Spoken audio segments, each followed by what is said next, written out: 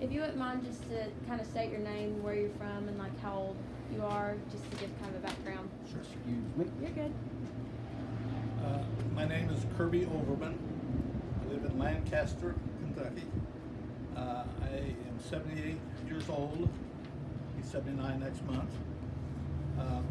My background, actually, up until the last 11 years, I was an educator, basketball coach, 47 years, and was a school teacher, college 10 years, and high school the rest of it. Really took retirement 11 years ago, and kind of as a hobby, because I had, as a kid in high school, I had been involved with agriculture on a small farm in Indiana. So I kind of took up the idea of being connected with a garden operation, kind of small scale at first, but after the first 2 or 3 years, why things seemed to kind of expand and grow to the point that I now am, this year will be farming about 6 acres of pumpkins and about 3 acres of whole acres of garden. We will be providing a lot of vegetables, fresh produce for schools, many in this area, throughout the state actually, as well as some restaurants. And here at Marksberry, we'll be providing the fresh produce for their restaurant. Sounds perfect. So, about how many years ago did you say you started farming? 11 years ago, I was retiring from the school systems and started with just a couple friends of mine had gardens that they weren't using, and so I ended up with about 3/4 of an acre of garden at that time. And since that time, it's just expanded. So, how has your health kind of impacted the way that you were able to farm and do day-to-day activities? Well, going back about 6, 7 years ago, I was having back problems, so ended up with a couple back surgeries, fusing the joints and so forth in your vertebrae and that sort of thing. That was part of the initial problem. I was having a lot of arthritis in my knees and shoulder, so I ended up with a knee replacement back about 3 years ago. The arthritis in the other knee is still bad, but anyway, I get around fairly well. I have some issues with depth perception because I also had an eye accident about 3 years ago, 2017, where I lost an eye. Literally, they replaced the eye after about a year after the accident, and so I have a prosthetic eye at the present time. And that has given me problems in regard to the depth perception of anything I try to do. I just have to adjust to that particular disability. The balance that I had was somewhat impaired after the surgeries with my back. So those are the two, to me, the two side issues, the depth perception and the balance seems to be the two things that bother me the most these days. Mm-hmm. And how did that really impact your farming? Well, after the back surgeries, they told me that I was not to bend over, I was not to get down on my knees, and of course the knee replacement, you're not to get down on your knee because of that. But the bending over, if you're picking tomatoes or picking beans, all these things require that you get either on your knees or that you bend over a lot.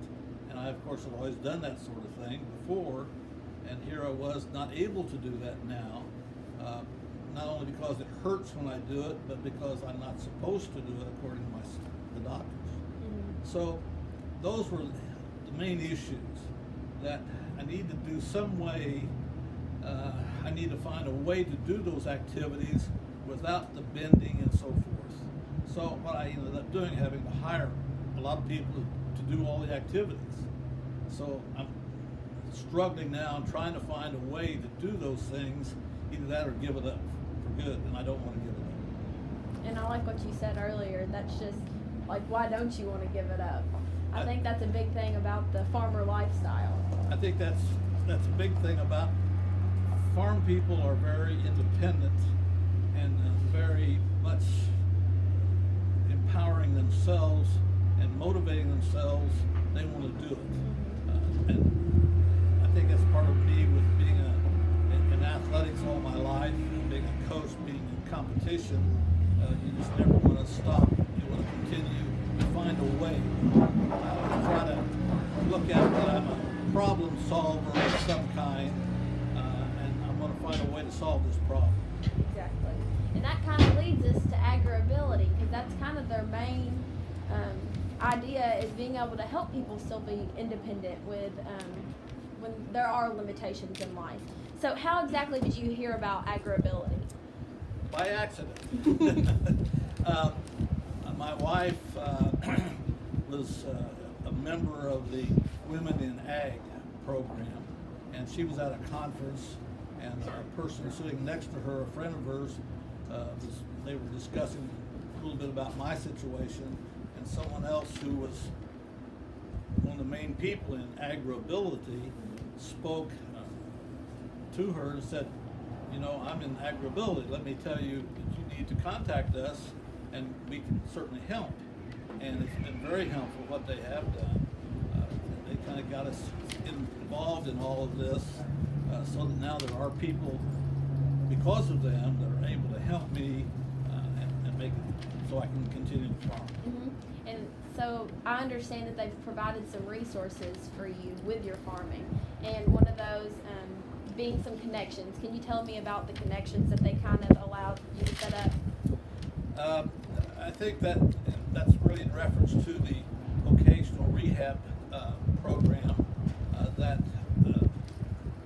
a lot of the farming that they had been doing was with farmers that were maybe had been a veteran or come back from war someplace, and they wanted to continue their farming, and so they got help this way.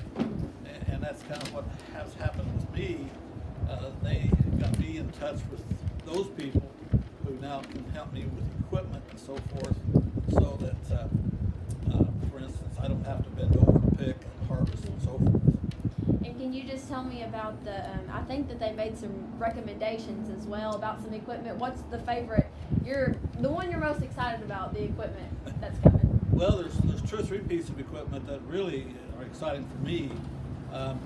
There will be what they call a Tommy lift that will be attached to the rear of my truck, so that I'm not having to lift things all the time, because this is what I slide them off of the back end of the vehicle and onto this Tommy lift, and they can raise it up and so forth into my truck. The other thing is that there's a harvesting piece of equipment. Well, there is it's called a Sally, and actually it's one that I ride on, and I can go down between the rows of tomatoes, for instance. The seat will swivel, it raises and lowers, so I don't have to bend over. I'll be able to harvest things with, using that piece of equipment. The one piece of equipment that we're going to get maybe a little later, but we're going to get it, is a water wheel transplanter, which it goes down the row of plastic that we have laid down. It will punch a hole, and you're sitting there, and I'm able to drop the plant in without bending and so forth. So I can plant in one day. I can plant what I normally would take me 5 or 6 days to plant by hand. So that's really an exciting piece of equipment. Yeah, and these resources, you've been able to, I think, be able to grow your production, and we're here at Marks Berry Farm, and you've been showing me around and showing me the new things that you have for this year. So how's it kind of grown since this process has started? Well, I think because we were doing everything by hand before, and now we're mechanizing things, which not only speeds it up, but allows me personally to do so much of the work. Whereas before I had to hire 3 or 4 people to do this same kind of job, and it might take us 3 or 4 days. Yeah. Where now I can do it in a shorter span of time.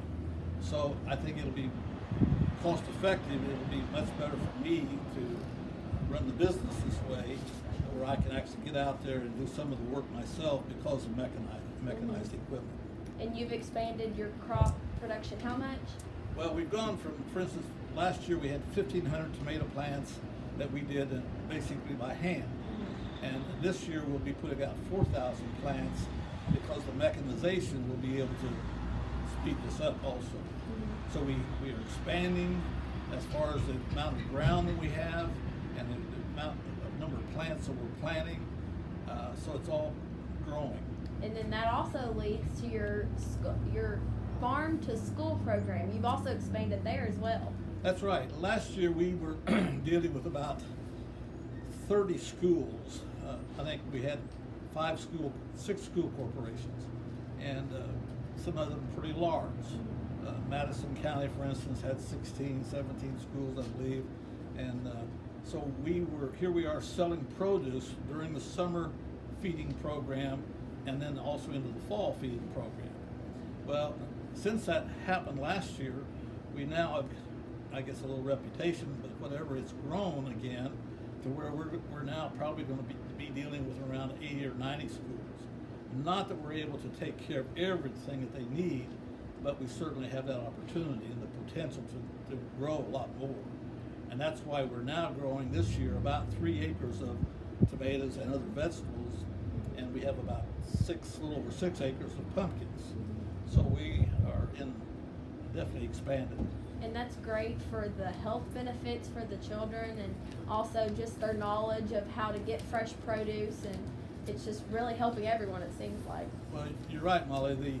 I think a key thing is that because we're educators, my wife and I both, because of that, as well as what's just the thing we think we should do, is we have gardens that are set up so that we can bring young children in so they can see, and they can tour through the facilities that we have, and they can see how things grow, how we plant things, how we harvest. So they're gonna learn that it isn't getting a can from the grocery that you are going to eat. These are things. This is how that tomato is produced, and they'll be able to learn a lot more, I think, by taking tours and us going. We speak to school groups, by the way, a lot. So the education is a big part of our operation. And I think providing that not only nutrition, you're setting a great example of being active as well. So just showing them how farming can be some way to be active in gardening, whether it's as large scale as you are or as small scale as they are. That's right. That's right. Okay. Well, thank you so much, Kirby. Thank you. Thank you.